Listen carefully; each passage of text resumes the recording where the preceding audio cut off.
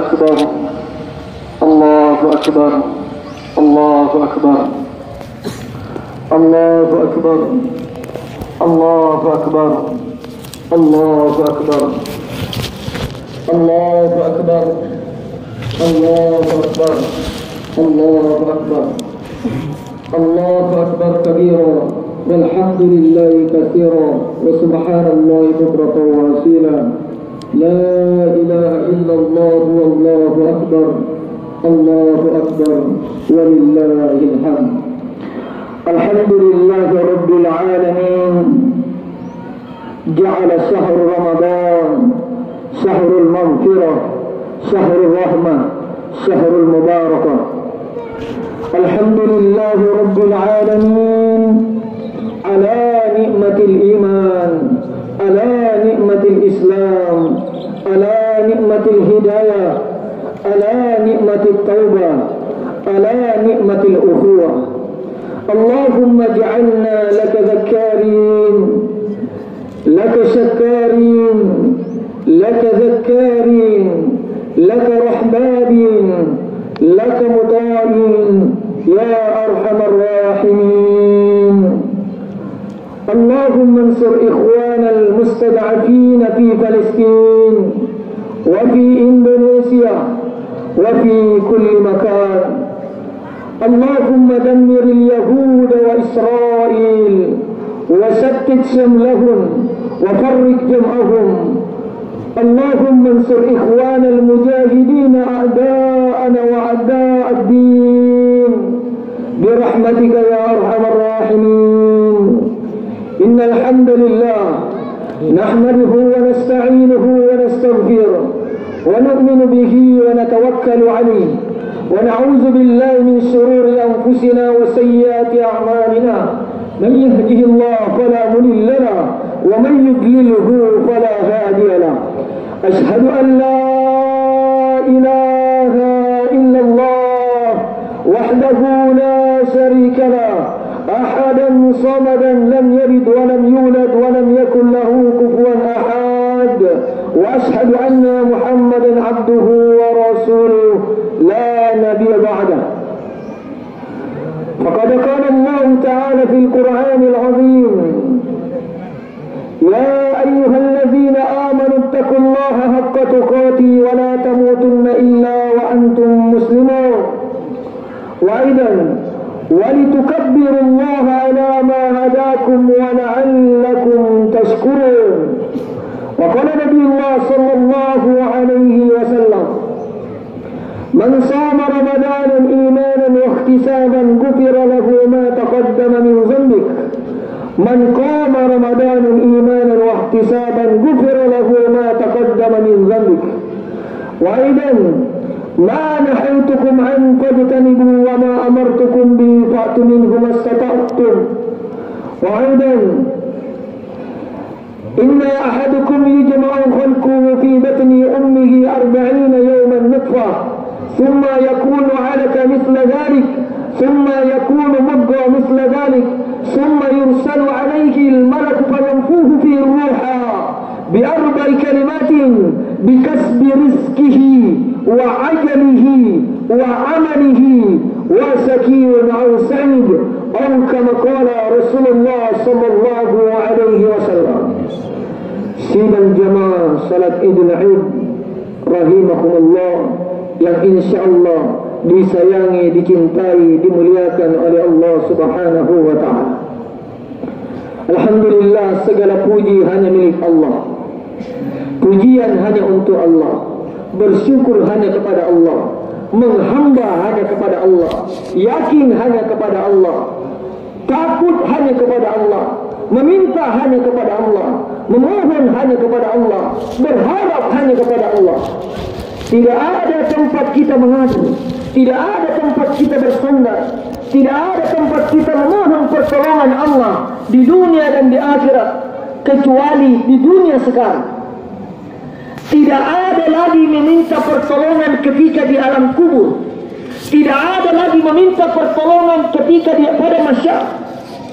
Tetapi nanti di alam kubur Allah dan Nabi-Nya memberikan pertolongan. Walaupun kita minta pertolongan di alam kubur, di akhirat tidak akan ditolong kalau memang amal kita tidak sesuai. Maka tempat untuk meminta, tempat untuk memohon pertolongan adalah di dunia ini. Selagi kita masih hidup, selagi kita masih bernyawa, selagi kita masih bisa melihat berjalan, maka gunakan potensi yang ada pada diri kita untuk segera merayu-rayu Allah Subhanahu wa Ta'ala, agar Allah Subhanahu wa Ta'ala memberikan pertolongannya di dunia dan di akhirat. Salam dan salawat kepada junjungan Nabi Allah Muhammad sallallahu alaihi wasallam beserta keluarga dan para sahabatnya. Hadirin sidang jamaah salat Idul Aid rahimakumullah. Momen yang pertama yang perlu kita sadari, perlu kita fahami bahwa alhamdulillah Allah Subhanahu wa Ta'ala berikan kita izin, berikan kita kesempatan untuk memasuki bulan yang penuh berkah, bulan yang penuh rahmat, bulan yang penuh ampunan. Kalau bukan Allah Subhanahu wa Ta'ala menakdirkan kita masuk di bulan Ramadan, maka pasti kita tidak digolongkan sebagai orang-orang yang beruntung. Hanyalah orang-orang yang masuk di bulan suci Ramadan adalah orang-orang pilihannya Allah Subhanahu wa Ta'ala. Kenapa? Karena Allah telah berikan mereka kesempatan untuk memperbaiki segala amal-amal ibadahnya, memperbaiki hubungannya kepada Allah Subhanahu wa Ta'ala, dan memperbaiki hubungannya kepada sesama manusia.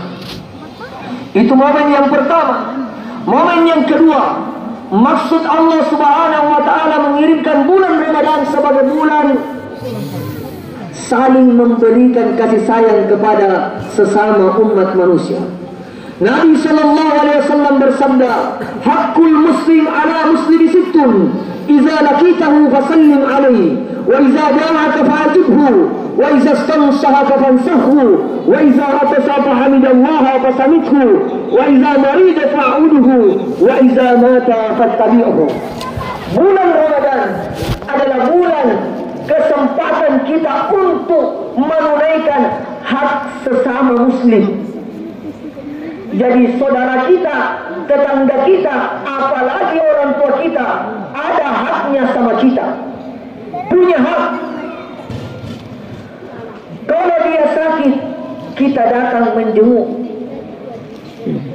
Kalau dia salah, kita ingatkan dia. Kalau kita jumpa sama dia, kirimkan salam, ucapkan salam.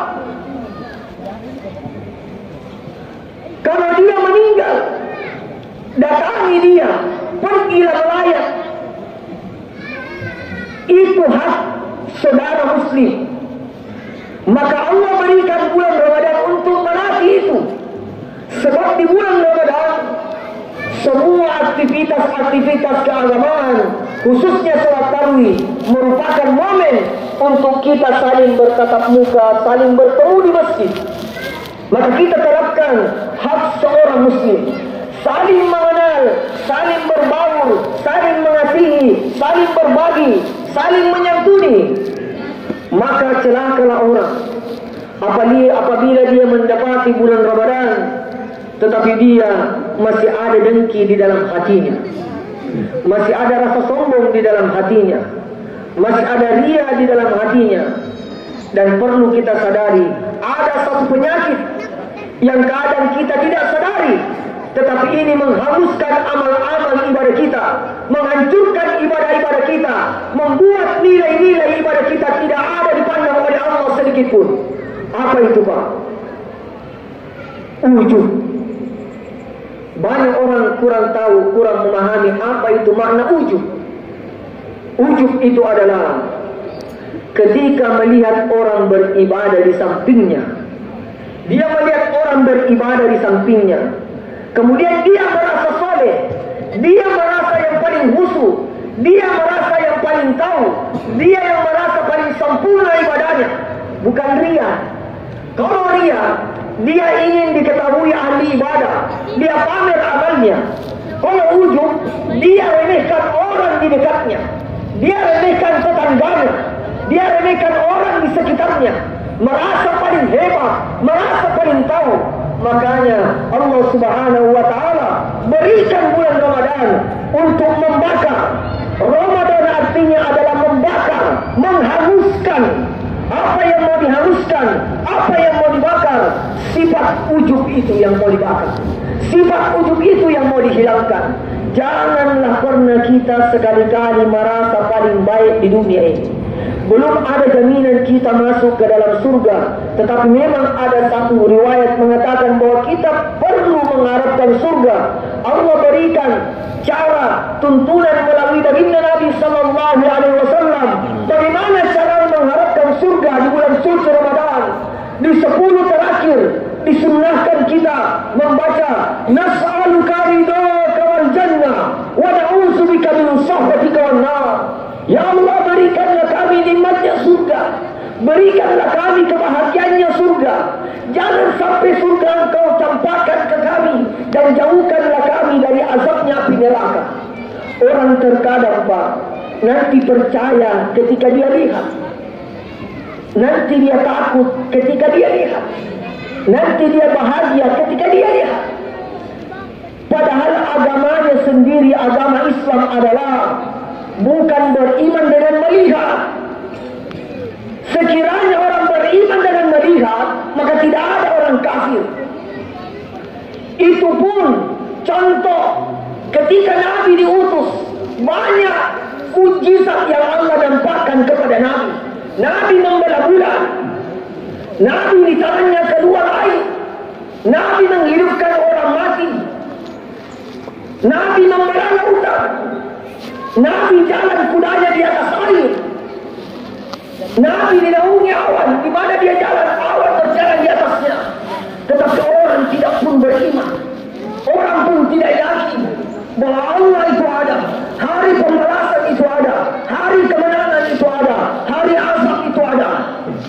Maka Allah berikan bulan Ramadan untuk sebagai bulan tarbiyah, memperbaiki keyakinan. Yakin bahwa nanti kita mati, yakin bahwa perlu amal untuk ke sana. Allah sendiri katakan dalam Al-Quran, alladzina yu'minuna bil ghaib. Ciri-cirinya orang beriman adalah al-ghaib, meyakini, mempercayai yang dia tidak lihat. Kalau ditanya, Pak, semua kita takut azab kubur, tapi tidak semua orang percaya bahwa ada siksa kubur.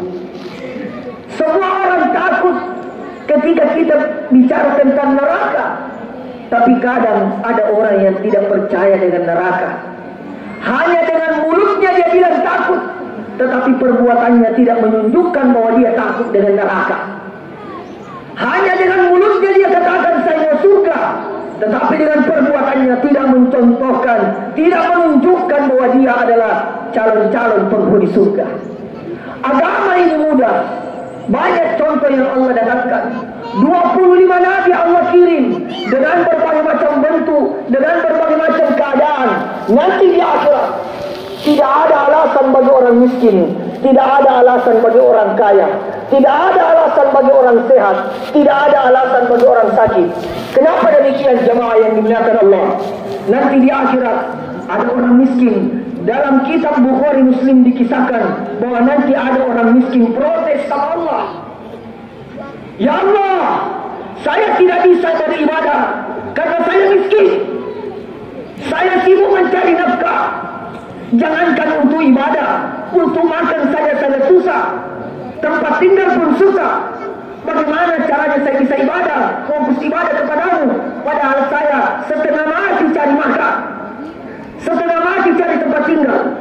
Maka Allah Subhanahu wa Ta'ala Azza wa Jalla, Al-Malikul Haqqul Mubin, la haula wa la quwwata illa billahil aliyyil azim, telah menciptakan Nabi, telah mengutus Nabi Isa alaihi salam. Silakan cek sejarahnya. Kita semua punya HP. Bagaimana kehidupannya Nabi Isa? Nabi Isa 7 hari kadang tidak makan. Yakin saya di sini kita tidak ada orang yang hidup khususnya di daerah Bani Ari yang tidak makan selama 7 hari. Adakah di sini yang tidak makan selama 7 hari? Ada enggak? Belum ada. Tetapi Allah Subhanahu wa taala mengutus Nabi Isa dalam keadaan miskin. Rumahnya bukan atap, tetapi rumahnya adalah dari pohon satu ke pohon yang lain. Hari Senin di pohon mangga, hari Selasa di pohon kelapa, hari Rabu di pohon pepaya. Jadi setiap hari pindah dari satu pohon ke pohon yang lain. Saya tanya, apakah ada orang yang tinggal di bawah pohon di sini? Tidak ada. Pertanyaannya, bagaimana tingkat ketakwaan, ketaatan Nabi Isa alaihissalam menjaga keimanannya, menjaga ketakwaannya agar mendapatkan la'allakum tattaqun. Karena sebab la'allakum tattaqun akan kita dapatkan dengan pembuktian.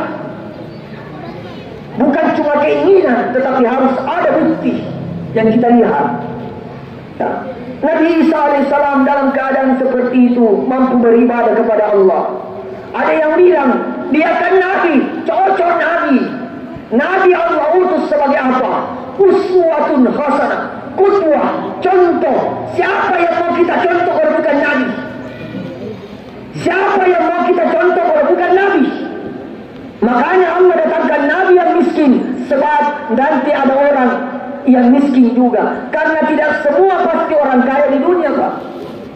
Ayo pakai analogi kita, pakai akal kita. Bagaimana kehidupan di dunia kalau semua kaya? Siapa yang mau tanam padi? Siapa yang mau tanam bawang? Siapa yang mau pergi menelayan? Siapa yang mau pergi jemur padi? Siapa yang mau panjat kelapa? Kalau semua orang kaya. Makanya Allah datangkan orang miskin yang kerja padi, yang tanam sayur, ya, yang pergi mencari ikan. Ada juga yang kaya. Ada lagi juga Allah datangkan nabi yang kaya. Sebab kenapa? Dalam kitab Sunan Bukhari Muslim dijelaskan bahwa nanti di akhirat ada kaum juga orang kaya protes. Apa yang bilang? Ya Allah, tidak bisa beribadah. Kenapa? Saya sibuk urus proyek, saya sibuk urus usahaku, saya sibuk urus perdaganganku. Makanya saya tunda-tunda sholatku. Kadang tidak sholat juga gara-gara perdagangan. Maka Allah Ta'ala panggil Nabi Sulaiman alaihi salam. Siapa yang tidak kenal Sulaiman? Bagaimana nih kayaknya Sulaiman? Rumahnya terbuat dari emas, raja kaya, tetapi kekayaannya digunakan untuk dekat kepada Allah Subhanahu wa Ta'ala. Bayangkan nanti di akhirat tidak ada alasan orang kaya orang miskin. Intinya adalah bagaimana dia taat kepada Allah Subhanahu wa Ta'ala. Maka asyam hampir sebulan atau sebulan lamanya kita menahan. Apa menahan, Pak? Menahan diri kita. Bagaimana supaya diri kita ini betul-betul memahami maknanya. Kenapa Allah Ta'ala ciptakan saya? Kenapa Allah Ta'ala berikan saya kesempatan masuk bulan Ramadan?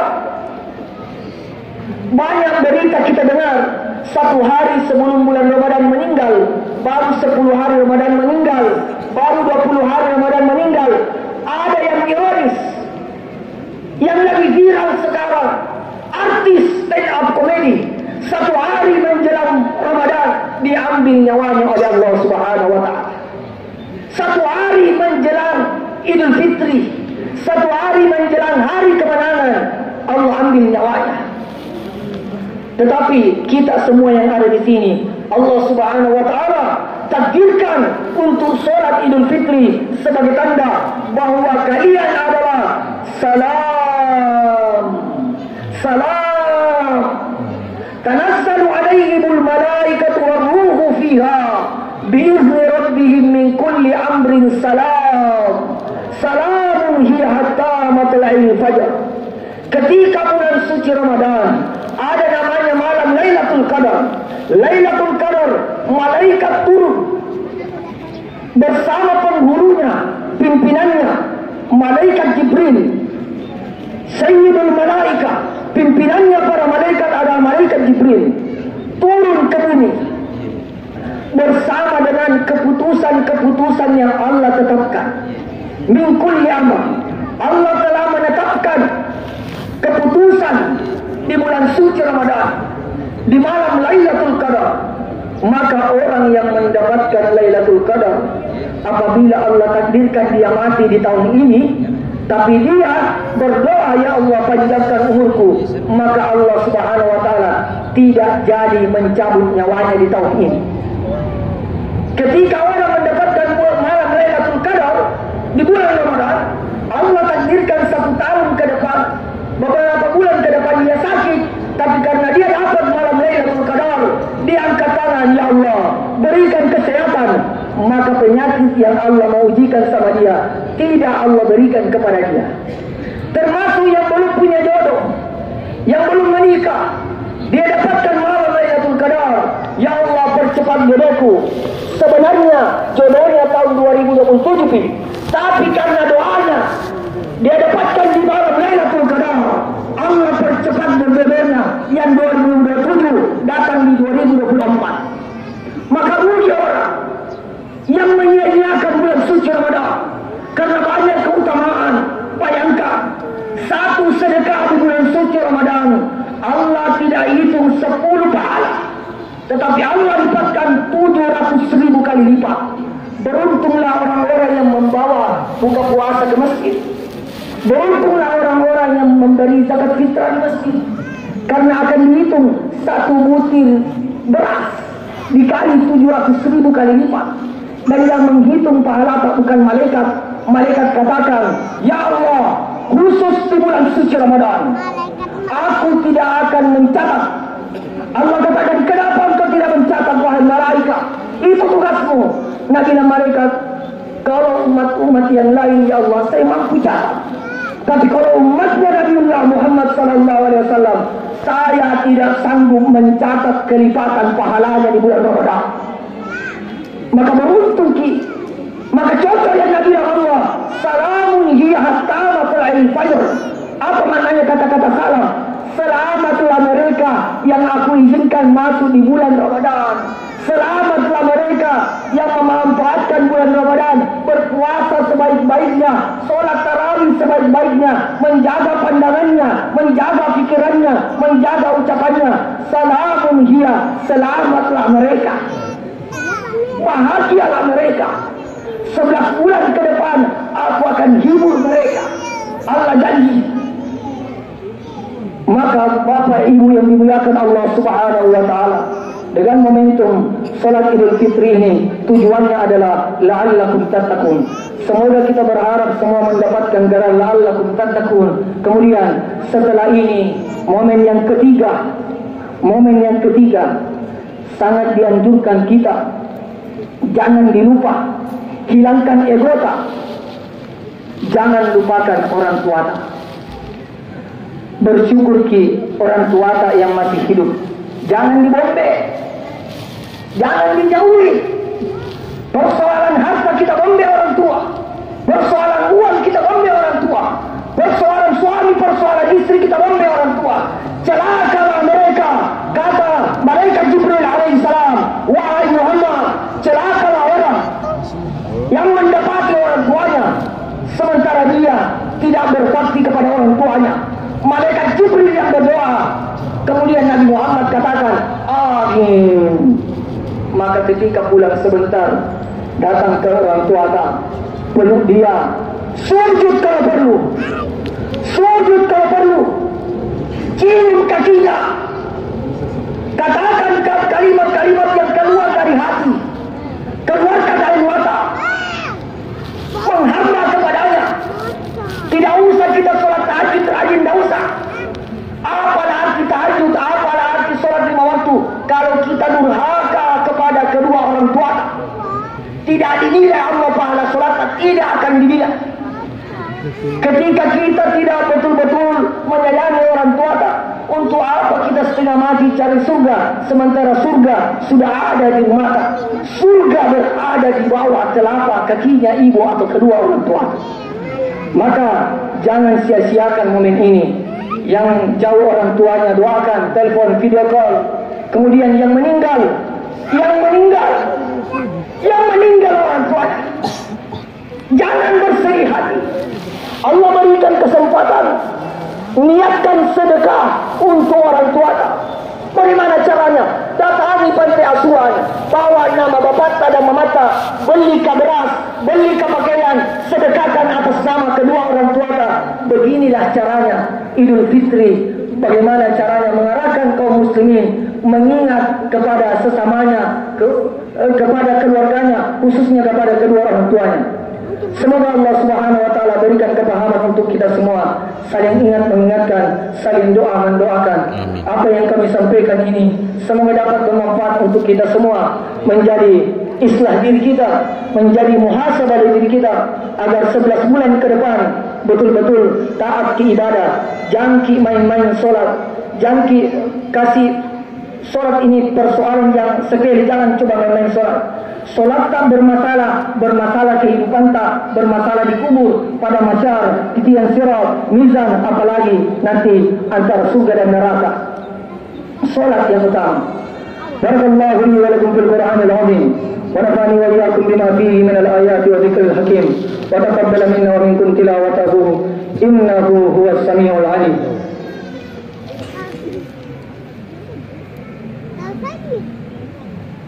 Allahu Akbar, Allahu Akbar, Allahu Akbar, Allahu Akbar, Allahu Akbar, Allahu Akbar, Allahu Akbar, Allahu Akbar, Allahu Akbar. Alhamdulillahi Rabbil Alamin. Hadana lihada wa ma kunna linahtadiya laula an hadana Allah. Ashhadu an la ilaha illallah wa ashhadu anna Muhammadan abduhu wa rasuluh. Allahumma salli ala Sayyidina Muhammad wa ala alihi wa ashabihi wa man tabi'ahum bi ihsanin ila yaumiddin. Wa qala azza wa jalla min qail idza jaa nasrullahi wal fath wa ra'aita an-nasa yadkhuluna fi dinillahi afwaja fasabbih bihamdi rabbika wastaghfir innahu kana tawwaba. Wa qala nabiyullah sallallahu alaihi wasallam la yu'minu ahadukum hatta yuhibba li akhihi ma yuhibbu li nafsihi. Artinya, jangan sekali-kali kalian mengaku beriman. Jangan pernah bermimpi aku golongkan kalian sebagai orang beriman. Jangan sekali-kali merasa beriman sebelum kalian mencintai saudara kalian sebagaimana kalian mencintai diri kalian. Maknanya, yang punya bombe jangan pernah lagi bombe. Yang kalau merasa ada bombe tak datangi minta maaf. Karena terkadang ada juga nanti di akhirat ditunda masuk surganya karena persoalan berbombe. Wa man a'rada an dzikri fa inna lahu ma'isatan dhanka. Barang siapa yang jauh dari peringatan Allah, disuruh saling menyayangi, disuruh memperbaiki hubungan, ma'isatan dhanka, Allah sempitkan hatinya. Orang yang punya bombe di dunia, maka pasti sempit hidupnya, selalu kecewa hatinya, selalu tidak tenang hatinya, karena ada bombe di dalam hatinya. Maka hilangkan bombe supaya Allah Subhanahu wa taala 11 bulan ke depan Allah jaga hati kita, berikan kebahagiaan di dalam hati kita. Allahumma salli ala Sayyidina Muhammad wa ala ali Sayyidina Muhammad. Inna Allah wa malaikatahu yusalluna ala nabi ya ayyuhalladzina amanu sallu alaihi wa sallimu taslima. Ya ibadallah, الدعاء وقال ربكم ادعوني استجب لكم. اللهم اغفر للمسلمين والمسلمات والمؤمنين والمؤمنات الاحياء منهم والاموات انك سميع قريب مجيب الدعوات وقاضي الحاجات. اللهم اهدنا واهدنا واجعلنا سببا لمن اهتدى. اللهم اهدنا واهدنا واجعلنا سبقون بالاعمال. اللهم انا نسالك ايمانا كاملا ويقينا صادقا وعملا متقبلا. اللهم انا نسالك الهدى والتقى والعفاف والغنى. اللهم انا نسالك من حسن الخاتمه ونعوذ بك من سوء الخاتمه. اللهم انا نسالك الهدى والتقى والعفاف والغنى. اللهم انا نسالك رضاك والجنه ونعوذ بك من سخطك والنار. اللهم انك عفو كريم تحب العفو فاعف عنا يا رحيم. رب اجعلنا مقيم الصلاه ولوالدي ربنا اغفر لنا ولوالدي ربنا اغفر لنا ولوالدي وللمؤمنين يوم يقوم الحساب اللهم أعز الإسلام والمسلمين في فلسطين وفي إندونيسيا وفي جوا وفي كل مكان اللهم ربنا تقبل منا إنك أنت السميع العليم وتب علينا إنك أنت التواب الرحيم سبحان ربك رب العزة عما يصفون وسلام على المرسلين الحمد لله رب العالمين عباد الله إن الله يأمركم بالعدل والإحسان وإيتاء ذي القربى وينهى عن الفحشاء والمنكر والبغي يعظكم لعلكم تذكرون فاذكروا الله الذي يذكركم ولذكر الله أكبر الله أكبر الله أكبر الله أكبر ولله الحمد سبحان ربك رب العزة عما يصفون وسلام على المرسلين والحمد لله رب العالمين السلام عليكم ورحمة الله وبركاته